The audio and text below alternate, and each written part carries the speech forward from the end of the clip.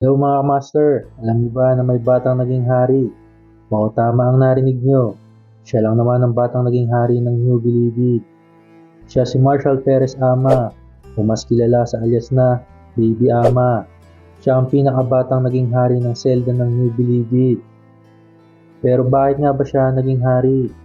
Simulan natin sa simula kung paano siya napunta sa Bilibid. Si Baby Ama ay pinanak noong taong 1945 sa Tondo, Maynila. Tanging lolo at lola niya lang ang kanyang nakasama paglaki sapagkat hindi niya na naabutan ang kanyang mga magulang. Si Baby Ama ay laking kalye. Dito siya natuto ng mga hindi mabubuting diskarte sa buhay. Isa na dito ang magnakaw. Pero kilala siya ng mga tropa niya bilang isang maasahang kaibigan at palaban. Ngunit hindi maganda ang paraan niya ng pagtulong. Madalas siyang masali sa mga krimen kahit bata pa lang. Nakasanayan niya na ang magnakaw, pero kahit ganon, hindi naman niya makuhang gumawa ng karumal-dumal na krimen. Noong January 1, 1951, si Baby Ama ay nahuli ng mga pulis dahil sa pagnanakaw. Noong mga panong iyon, siya ay 16 anyos pa lamang. Napakabata niya pa at noong panong ding yon ay wala pang batas na nagbabawal makulong ang ganong mga edad. Ang dahilan niya kaya niya nagawa ang magnakaw ay upang tulungan ang kanyang mga kaibigan, ngunit hindi ito sapat na dahilan para gumawa ng mali. Pagdating sa kulungan ay nakaranas siya ng iba't ibang pang-aabuso tulad ng bugbog at marami pang iba.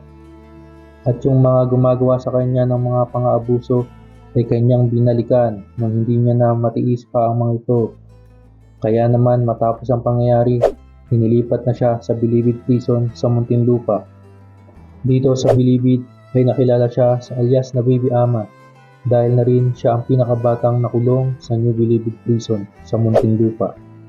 Alam niyo ba na sa edad din niya na ito ay meron na siyang kinakasama at nagdadalang tao na ito noong mga panong iyon.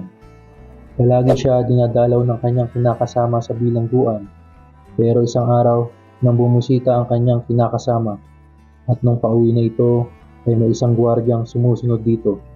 Yung gwardya ay meron palang binabalak na hindi maganda sa nagdadalang taong kinakasama ni Baby Ama. At yun na nga, nung nasa madilim na ay kinaladkad niya ito at ginawa ang pang-aabuso dito.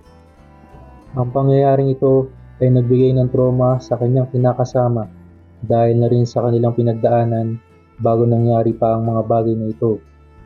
Napansin ni Baby Ama na hindi na dumadalaw ang kanyang kinakasama na dati ay madalas siya dalawin. Kahit nagpadala na siya ng sulat ay wala pa rin, kaya't nagtanong-tanong ito sa nagbabantay sa kanyang selda at nalaman niya dito ang sinapit ng kanyang kinakasama.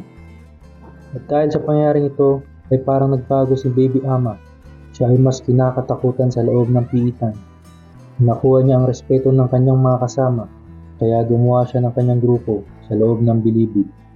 Pinangalanan niya itong Sige Sige Gang. Ngunit alam naman natin na mayroon ding ibang grupo dito. At yun na nga ang nakatapat ng grupo niya, ang Hokso Gang. At ang dalawang grupo na ito ay nagkaroon ng sigalot na nauwi sa madugong rambulan. Ito ang pinakamalaking rambulan na naganap sa piitan at nagresulta ng pagkasawi ng 9 bilanggo. Dahil dito ay nakatulan si Baby Ama ng bitay gamit ang silya elektrika noong taong 1961. Alam niyo ba na may mga palabas din na ginawa para ipakita ang naging buhay ni Baby Ama? Kung nagustuhan niyo ang ating kwentuhan, huwag kalimutan i-like at mag-subscribe sa ating channel para sa mga susunod pang kwentuhan. Salamat!